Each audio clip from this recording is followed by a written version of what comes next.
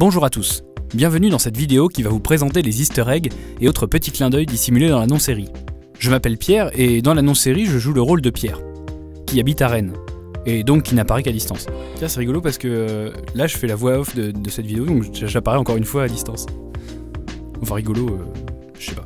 Bref, Arthur m'a filé une liste de clins d'œil qu'il a remarqué, donc je vais les lire. Bon bah c'est parti. Épisode 1, la réunion. Dans l'épisode 1, nous pouvons voir les prémices du costume d'Arthur, en la présence d'une cravate rouge et d'une chemise blanche lors de la réunion. Bon, épisode 2, je vois rien de marqué. Ah, voilà, épisode 3. On peut noter l'apparition d'Emmanuel Gane dans la non-série avant qu'il ne devienne flic. C'est lui là, en vert, en chaussettes sur le canapé. Ah ouais, à un moment aussi, il parle des petits chats et d'une belle vignette, et on les entend, ils disent « il y aura des bonasses ?» Et ce qui est drôle, c'est qu'après, ils ont fait un épisode sur les chats, et après un autre épisode où c'était sur la scène sexy. Donc c'est quand même rigolo quoi, non? Ok, bah on continue. Épisode 4, rien. Épisode 5, rien non plus. Épisode 6. L'épisode 6 est le premier épisode où le personnage d'Arthur devient un personnage avec son propre code vestimentaire. Lors du premier effet bref, là, truc qui va vite, nous pouvons apercevoir un ticket pour un concert des Steam Morrisler, qui composeront plus tard le générique True Detective de l'épisode 17. C'est la première apparition de Xavier Gojo dans la non-série avant qu'il ne devienne un flic. Xavier Gojo a réellement joué cette scène dans Bref. D'ailleurs, on peut voir des petits extraits dans l'effet bref là qui va vite.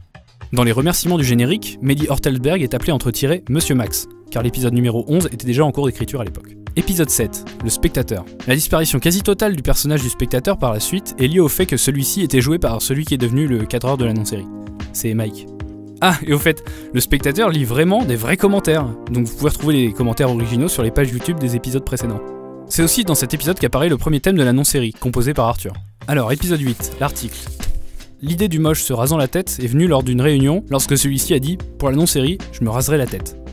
Et il a tenu parole. L'essentiel des dialogues entre Arthur et Kevin est improvisé. Kevin pensait vraiment qu'ils allaient la refaire. Les idées du château Fisher-Price et des haltères en mousse sont venues en fait sur le moment, en cherchant un truc drôle. Alors, épisode 9, y'a rien. Épisode 10, le revirement. Alors c'est cocasse parce que dans le plan pré-générique, il y a Brice qui lit avec plein de téléphones à côté de lui et il n'y en a pas un seul qui sonne. Alors que dans les épisodes précédents, Arthur à chaque fois il avait un téléphone qui sonne et il le pétait. Dans la scène de l'ascenseur, on peut voir écrit Shivers derrière. C'est du pur hasard, mais bienvenue lorsque l'équipe de la non-série est arrivée sur le lieu de tournage. Lors de l'arrivée des flics, un personnage quitte la salle de réunion en courant. C'est un clin d'œil à la théorie des coureurs, un court-métrage de 803Z, avec le même acteur. Épisode 11, Monsieur Max. Les épisodes 11 et 12 ont été tournés 5 jours avant leur diffusion, le vendredi pour le mercredi.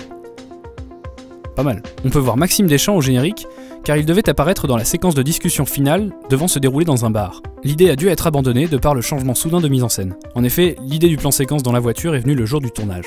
Tiens d'ailleurs, Nerod fait partie des figurants à l'entrée du bâtiment lorsque Monsieur Max s'en approche, et il justifie en fait le seul moment de l'épisode où se trouve de la musique originale. On le voit avec sa petite capuche bleue là à gauche. Épisode 12, le premier guest. Le thème au piano que l'on entend lorsque l'acteur demande où se trouve le casting est en fait le thème du long métrage Et maintenant nous sommes en vie. Un long métrage où le personnage principal est campé par le dit acteur, Charles Lemaire, qui est habillé de la même façon dans ces deux productions. Arthur et Flaubert ont réellement été dans la même promo à l'UPEM. Ils se côtoient plus souvent maintenant qu'à l'époque. Flaubert a réellement rajouté pas de sauce. Épisode 13, la scène sexy. La plupart des filles ont réellement été trouvées sur cinéaste.org. Ça fait beaucoup de fois que je dis réellement. Puisque je vous dis que cette série est méta. Alors, on continue. La voix langoureuse et masculine de la musique sexy est celle de Brice. Le seul moment où Arthur ne claque pas des doigts pour changer de mise en scène est lors du changement de musique. Pour ce faire, il lance un regard à Nerod, le compositeur, qui est à ce moment hors champ. Oui mais Arthur, s'il est hors champ, comment tu veux qu'on sache quoi? Enfin, c'est bien hein, des easter eggs, mais voilà quoi. Ok, on continue dans le plan large de l'épisode 14. L'épisode 14, c'est l'argent, non? C'est ça? Introduction. Ah oui. Dans le plan large de la cabane, après le titre, on peut distinguer plusieurs choses. Premièrement, un pneu, qui est une référence à Rubber, le film de Quentin Dupieux, un piano bleu, en référence au fait que c'est le timide Nerod habillé en bleu qui fait la musique, une poubelle avec les draps rouges de la scène sexy qui déborde, une référence au refus de faire des scènes sexy. On peut voir sur les côtés de la tente tous les articles parlant de la non-série parus au jour de tournage de l'épisode. Dans le plan du téléphone de Quentin, nous pouvons distinguer en arrière-plan les prix décernés à la non-série. La musique s'arrête lorsque Nerod, le compositeur, tombe dans les pommes. Sur la porte de la séquence flic, on peut voir un tableau avec une photo de plage. Il s'agit du même tableau que celui présent dans la cave des flics dans les épisodes 12 et 13. Épisode 15, teaser. L'épisode 15 a été tourné 4 jours avant sa première diffusion sur No Life. C'est l'épisode dont la durée, début de tournage, diffusion a été la plus courte. C'est la première apparition du thème de la non-série dans un épisode de la saison 1. La plupart des répliques de Carlito sont improvisées. Épisode 16, l'argent. On peut apercevoir sur l'étagère à droite des DVD faisant référence aux inspirations de la non-série. Le Blu-ray de Rubber contenant le non-film, Steak, Platane, et même un Blu-ray annonçant l'épisode d'après, True Detective saison 1. À gauche, nous pouvons deviner le vinyle de la bande originale de Wrong. On remarquera aussi les 2 prix fraîchement gagnés à l'époque du festival francophone des web-séries. Lorsque le producteur quitte la non-série, on peut voir un pneu debout immobile du côté d'Arthur, une référence directe à Rubber.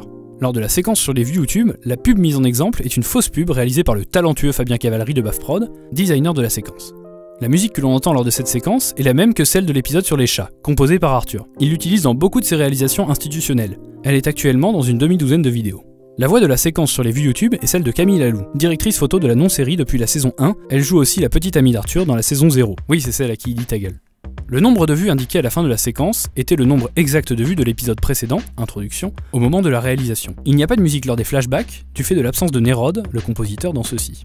La production s'est réellement rétractée lors de l'écriture de l'épisode 5. Le personnage de Pierre, c'est moi, discute via l'application Vine, car il s'occupait du Vine de l'association 803Z. Le personnage de Quentin discute via Twitter, car on ne lui connaît aucune autre activité. En réalité, la demande de sponsor a été faite à Cronenbourg, vous devez sûrement savoir pourquoi, qui était malheureusement dans l'incapacité d'accepter. Épisode 17, les indices. Le tournage de l'épisode 17 a débuté le 15 novembre 2014 et a été diffusé le 12 avril 2015. C'est l'épisode dont la durée début de tournage, diffusion a été la plus longue, et l'épisode ayant nécessité le plus de jours de tournage, 6 jours. Les plans d'Arthur et les plans des spectateurs, lors de la scène de l'interrogatoire, ont été tournés avec 3 mois et demi d'écart. Au moment de reprendre les tournages, Arthur avait des cheveux longs et une barbe grandissante. C'est après avoir vu True Detective qu'il a décidé de sauter sur l'occasion et d'en faire une parodie sans perruque ni fausse moustache. La bière bue par Arthur au début est en fait remplie d'eau. Arthur devait fumer sa cigarette électronique durant toute la séquence, mais en vrai elle marchait pas. L'utilisation d'une cigarette électronique apparaîtra plus tard comme blague dans la saison 2 de True Detective. La non-série a précédé True Detective dans l'utilisation des cigarettes électroniques à but humoristique dans l'univers de True Detective. C'est pas fabuleux ça ? L'un des 2 spectateurs est un réalisateur, Christopher Zengomona. Ayant déjà réalisé un court-métrage, Sans Vergogne, visible d'ailleurs sur YouTube, sa bande originale est composée par Arthur. Au moment du tournage, la voix off du scénario n'était pas encore écrite dans sa version définitive.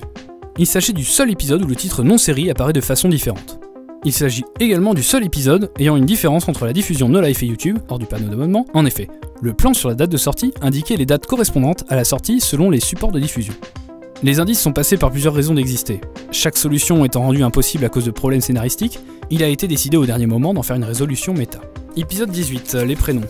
Lors de cet épisode, nous pouvons nous rendre compte que le personnage du moche / de la victime n'a toujours pas été nommé. Épisode 19, la communication.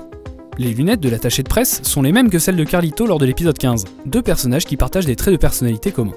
Épisode 20, ah bah non on peut pas épisode 20, il a pas été fait.